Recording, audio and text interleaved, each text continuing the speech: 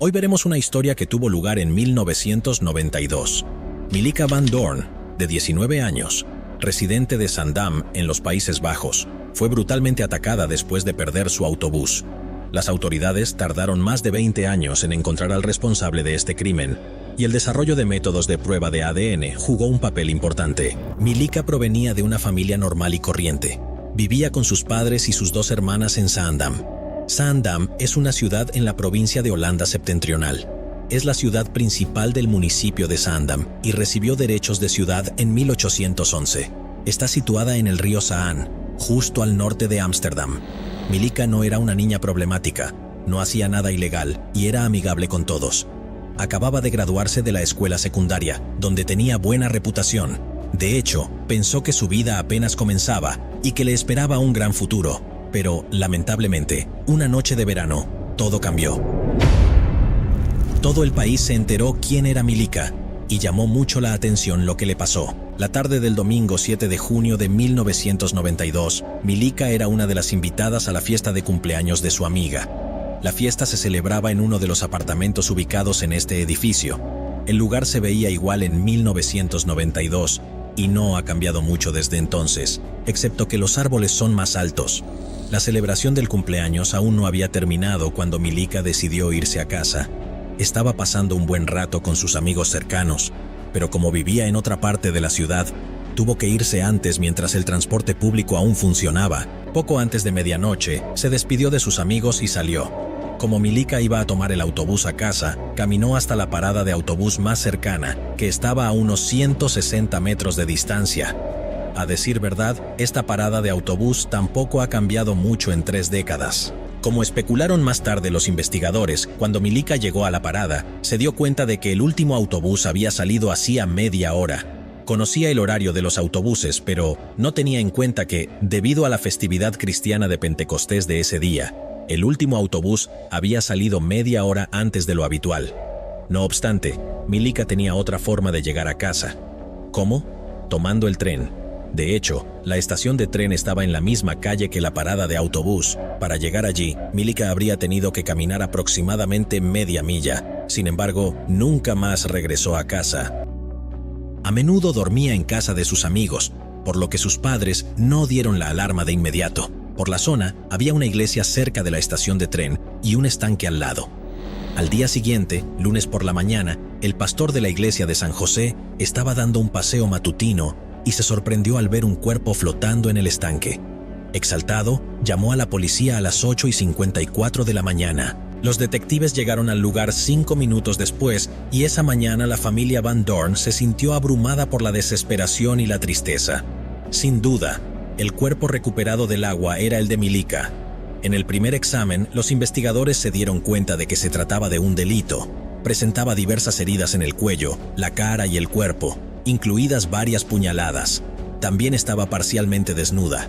El perpetrador quiso esconder el cuerpo para que los transeúntes no pudieran verlo, por lo que colocó tallos de caña encima, pero esta idea fracasó y el cuerpo fue encontrado. Sin duda, el fallecimiento de Milica fue una gran prueba para su familia. Había sido joven y soñaba con un futuro hermoso, pero ahora sus padres se vieron obligados a llorarla. No entendían quién podía haberle hecho algo así a su hija y por qué. Los investigadores obtuvieron cierta claridad sobre el motivo del crimen después de que se realizara una autopsia. Concretamente, el médico forense encontró semen y vello púbico dentro del cuerpo de Milica. Aunque el cuerpo fue sacado del estanque, no había agua en los pulmones de Milica. Esto significaba que había pasado por otro lugar.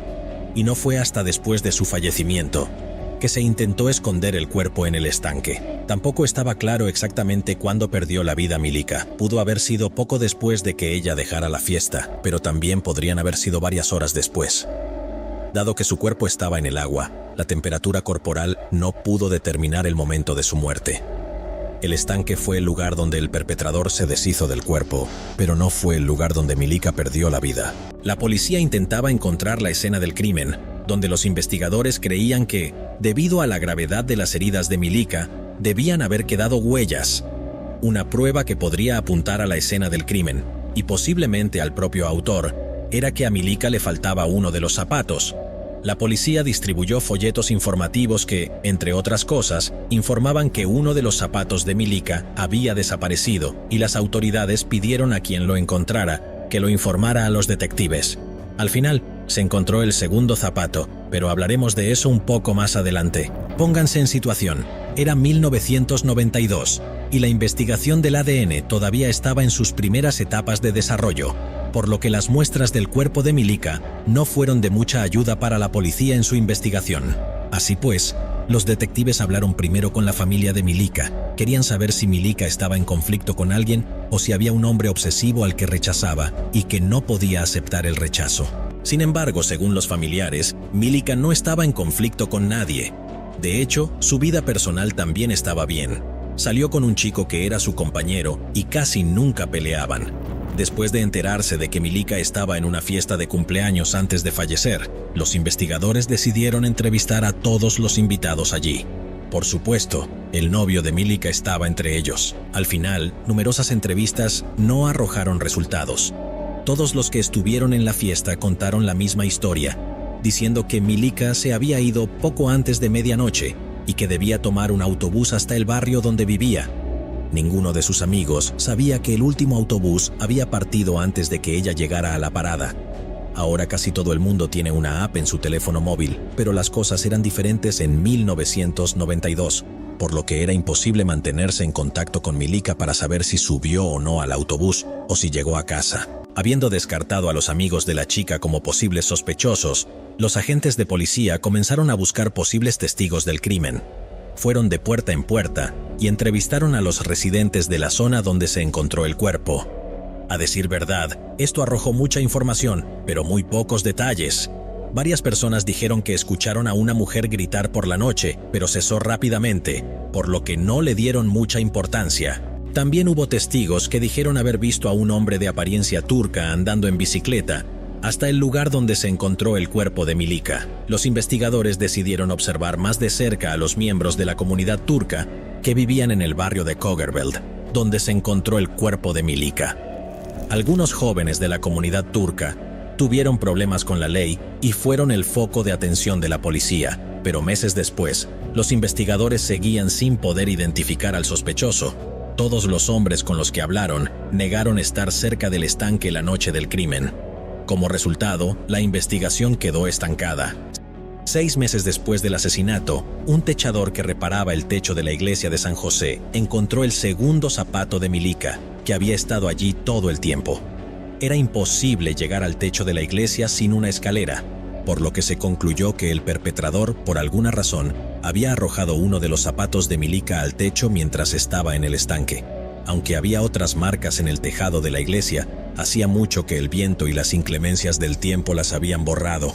Pasaron meses y luego años, pero el caso de Milica Van Doorn seguía sin resolverse. Imagínense. Este fue otro factor que hirió profundamente a sus padres. Después de todo, quienquiera que les hubiera arrebatado a su hija de forma tan fría y brutal, seguía siendo libre y disfrutaba de la vida, mientras que las vidas de la familia Van Doorn cambiaban irrevocablemente. Con el paso de los años, la policía volvió a ocuparse de este caso. Los investigadores interrogaron repetidamente a los residentes del área donde se encontró el cuerpo, con la esperanza de que alguien recordara algo y proporcionara información previamente desconocida, pero esto no sucedió. La historia de Milica también fue comentada en varios programas de televisión, tras lo cual la policía recibió llamadas con pistas, pero eso tampoco ayudó al final a acercarse más al sospechoso. Sin embargo, las autoridades tenían a su disposición muestras del ADN del perpetrador, que se podría decir, estaban al acecho mientras la tecnología de pruebas de ADN avanzaba rápidamente. Los analistas médicos especularon que el asesino debía ser un hombre de ascendencia turca que probablemente vivía en la zona de Kogerveld en 1992 y que en ese momento tendría entre 16 y 30 años. Alrededor de 200 hombres enviaron voluntariamente hisopos bucales para pruebas de ADN, pero no arrojaron nada. Casi 20 años después del fallecimiento de Milica, en abril de 2012, ocurrió un hecho trascendental que dio un poco de forma a la investigación. Gracias a una enmienda de la ley en los Países Bajos, las pruebas de parentesco de ADN fueron posibles. A partir de los resultados de la autopsia, las pruebas y el comportamiento del agresor, se elaboró un retrato psicológico de él. El perfilador policial creía que Milica fue víctima accidental de un hombre frustrado y muy resentido con las mujeres en general. En otras palabras, estaba en el lugar equivocado en el momento equivocado. De hecho, era posible que el perpetrador hubiera hablado con ella muy brevemente, pero aparentemente después la agarró violentamente y comenzó a amenazarla. Después de satisfacer sus necesidades más básicas, se dio cuenta de que Milica lo identificaría, por lo que decidió quitarle la vida. Durante las primeras semanas después de cometer el crimen, permaneció en silencio. Quizás fingió estar enfermo para no salir ni ver a nadie, porque le quedaron rasguños en el cuerpo después de su pelea con Milica. Al parecer, era un hombre de mal genio que aceptaba mal las críticas, era egoísta, tenía pocos amigos y trataba mal a sus exnovias.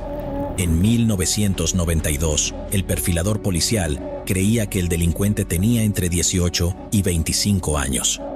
En abril de 2016, se reabrió la investigación sobre el caso de Milica Van Doorn.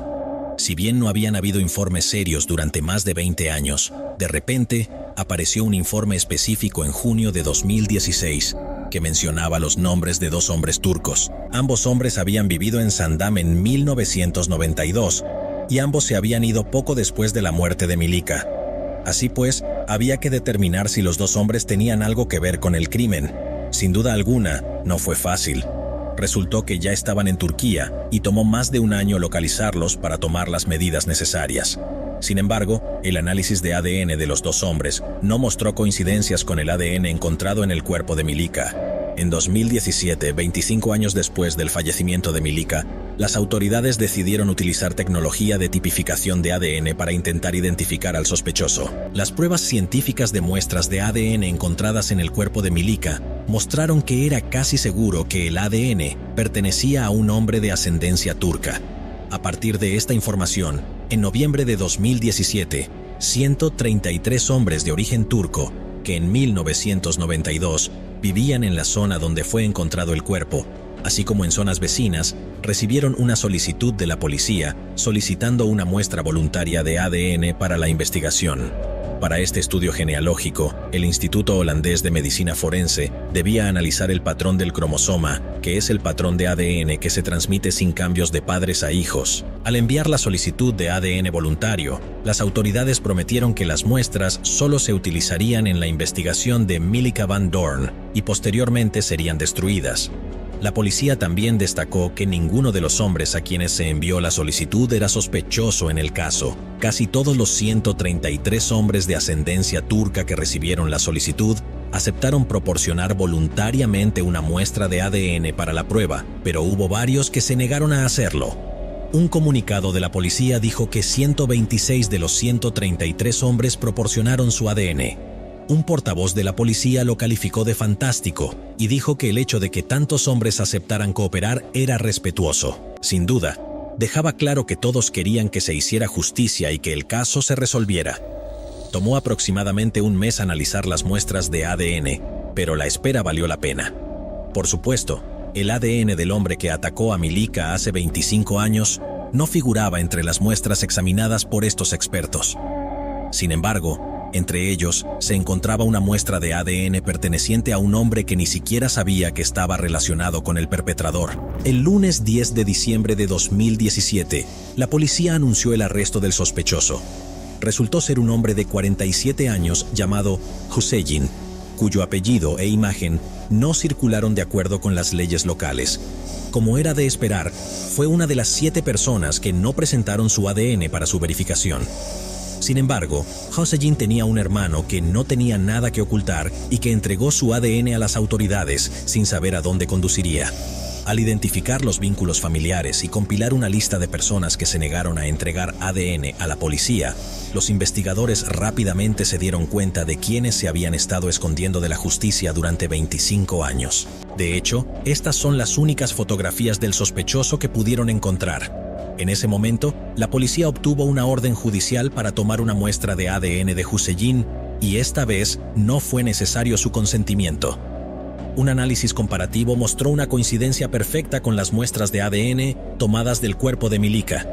Sobre la base de esta información, Hüseyin, que había formado una familia y era padre de 4 hijas desde el crimen, fue acusado formalmente en el caso Milika Van Doorn. En primera instancia, Hüseyin negó su culpabilidad. En su juicio, que comenzó en 2018, inicialmente afirmó que estaba poseído por un espíritu maligno y que por eso no recordaba haber atacado a Milika. Pero con el tiempo cambió de estrategia y afirmó que tenía una relación secreta y muy cercana con Milika, razón por la cual su ADN terminó en su cuerpo. Según él, se acababa de casar en ese momento, así que ocultaba su relación con Milika. Pero el juez no le creyó porque Hüseyin hizo esta declaración solo un año después de su arresto y porque no se pudo encontrar a nadie que confirmara que Milika y Hüseyin se conocían, y mucho menos que había una relación íntima entre ellos. Seguidamente, la familia inmediata de Milika habló en el juicio, hasta el punto de que una hermana afirmó: «El hombre que hizo esto guardó silencio durante años, no se rebeló, no cooperó cuando la policía pidió ADN, continuó viviendo sin trabas en el barrio y creó una familia con 4 hijas». A continuación, se dirigió al sospechoso diciéndole: «Usted es un hombre no identificado que arruinó mi vida. Me da asco que haya tipos como usted que utilizan a las mujeres, las tiran como basura y luego siguen viviendo sus vidas». A lo que la otra hermana agregó con las siguientes palabras: «Esperaba que hablaras sobre tus motivos y las últimas horas de Milika, pero en lugar de eso, se te ocurrió una afirmación completamente inverosímil de que tenías una relación secreta con ella y te quejaste de lo difícil que fue para ti y tu propia familia. Sin embargo, tu familia puede visitarte en prisión si quieren. Si yo quiero ir a visitar a Milika, mi única opción es ir a su tumba». También declaró: «Milika encontró su fin de una manera terrible y por eso espero justicia. Ella más que nada se lo merecía». Fue condenado a 20 años de prisión, y el juez también ordenó a Hüseyin pagar 10.000 euros en concepto de indemnización a la familia de Milika. El propio Hüseyin se negó a estar presente en la sala durante el pronunciamiento de su sentencia. Fue llevado ante el tribunal, pero prefirió permanecer en una celda fuera de la sala del tribunal. En febrero de 2019, Hüseyin apeló su sentencia, lo que resultó en que su pena de prisión se redujera de 20 años a 19 años y 7 meses. Sin embargo, su tiempo en prisión duró poco. El domingo 13 de junio de 2022, Hüseyin fue encontrado muerto. Según el informe de su abogado, Hüseyin falleció después de un entrenamiento y los tratamientos de reanimación que le dieron no ayudaron. ¿Pero acaso no has visto este crimen? Yo no me la perdería,